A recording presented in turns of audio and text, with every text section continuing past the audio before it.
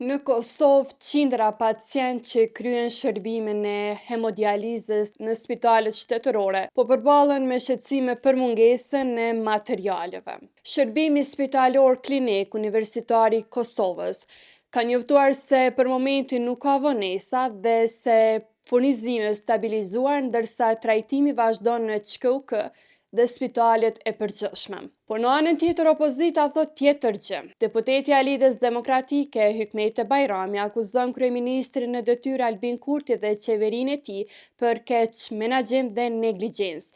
Ajo thot se kjo kategori e ndjeshme të qytetarëve është lënë nën mëshirën e fatit. Bajrami ka denoncuar vendimet të qeverisë që sipas saj dëshmojnë keqpërdorim të pushtetit, tender sekret për rezervat shtetërore, mbi 2400 kontrata një burimore në vlerë 270 milion euro dhe blerjen e energjisë jo vetëm ankandeve, por direkt nga kompania NOA.